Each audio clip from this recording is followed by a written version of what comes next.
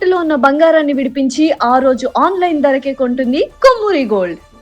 అందరికీ నమస్కారం అండి. సుమన్ టీవీకి స్వాగతం. నేను గీతాంజలి. ఇవాళ మనతో పాటు ఉన్న అతిథి వెరీ స్పెషల్ పర్సన్, మనందరికీ బాగా సుపరిచితులు, ముఖ్యంగా సుమన్ టీవీ ప్రేక్షకులందరికీ సుపరిచితులు నందకిషోర్ రెడ్డి గారు. వారు అభ్యుదయ foundation and think tank CEO. ఇన్ని దేవాలయాల గురించి చాలా చక్కగా చెబుతూ మనందరినీ దేవాలయాల బాట పట్టించారనే చెప్పుకోవాలండి. దాదాపుగా రికార్డ్స్ బట్టి చూసిన సంఖ్య అలా పెరుగుతూ వచ్చింది ఈ 2-3 నెలల్లో. మరీ ముఖ్యంగా చెప్పాలంటే ఒక 4 months నుంచి అయినా కూడా 2-3 నెలలను ఎందుకు స్ట్రెస్ చేసి చెప్తున్నానంటే, మనం సమ్మర్ వచ్చిందంటే పిల్లల్ని తీసుకుని ఏదో వెకేషన్ కానీ వేరే వేరే ప్రదేశాలకు వెళ్ళిపోయే వాళ్ళం. ఇప్పుడు రికార్డ్స్ చూస్తే దాదాపుగా దేవాలయాలకు వెళ్ళిన వాళ్ళే ఎక్కువ.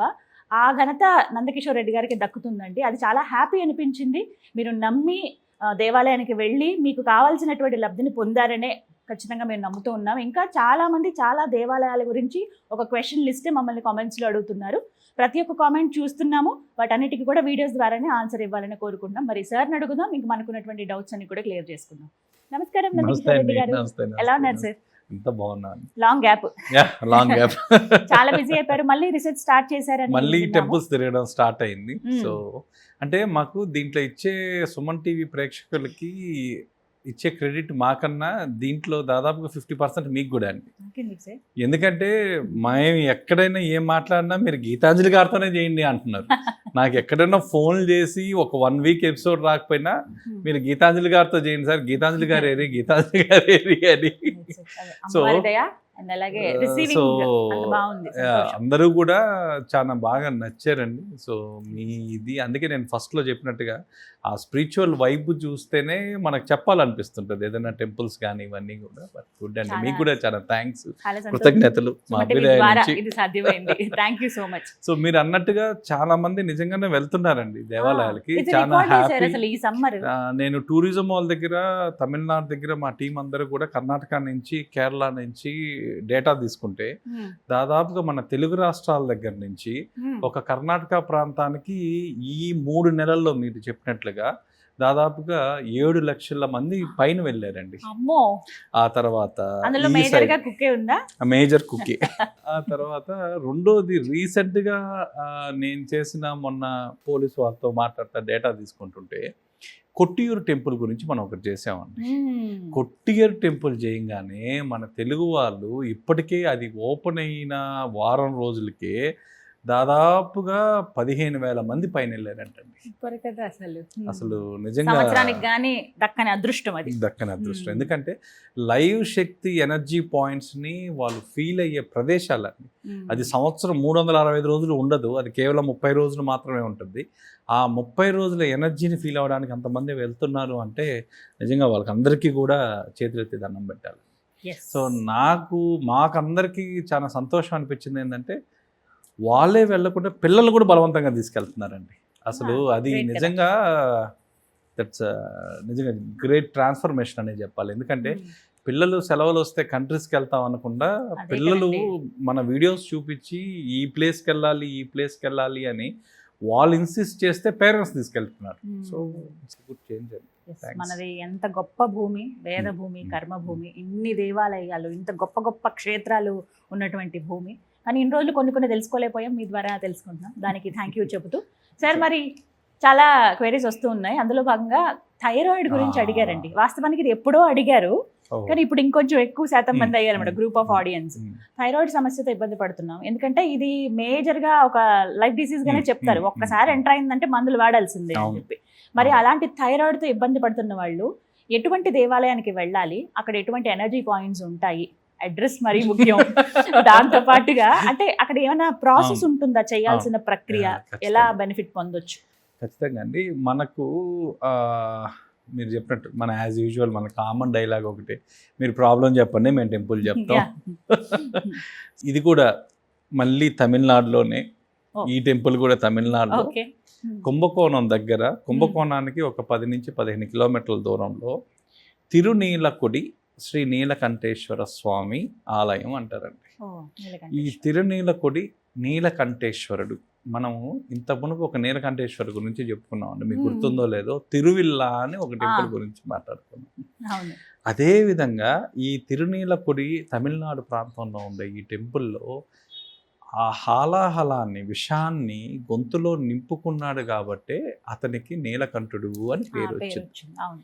సో ఆ గొంతుకు సంబంధించిన ఇష్యూస్ ఏదున్నా వీళ్ళు ఈ ఆలయాన్ని దర్శించడం వల్ల, ఈ ఆలయంలో ఒక పూజా ప్రక్రియ వల్ల వాళ్ళకున్నవన్నీ కూడా చాలా గ్రౌండింగ్ అండి. దాదాపుగా కొన్ని వేల మందే చెప్పొచ్చు.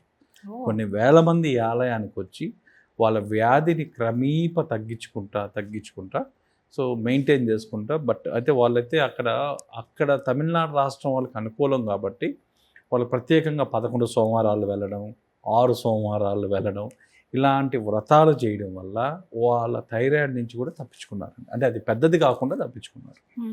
సో ఇది వచ్చి ఎక్కడుంది అంటే తిరునీలకుడి గ్రామం, కుంభకోణం దగ్గర, తమిళనాడు.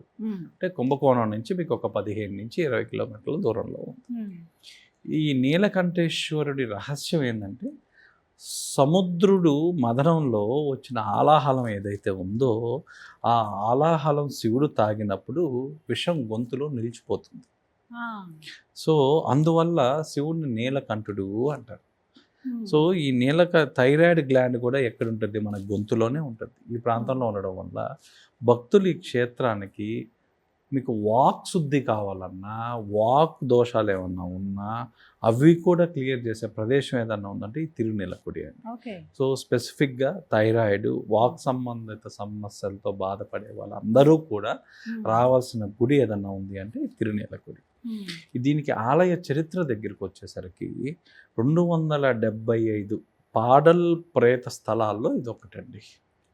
అతి ముఖ్యమైన, అతి రహస్యమైన, అతి పవర్ఫుల్ అయిన క్షేత్రాలు. అంటే 9 మార్లు కీర్తించిన శివక్షేత్రాలు.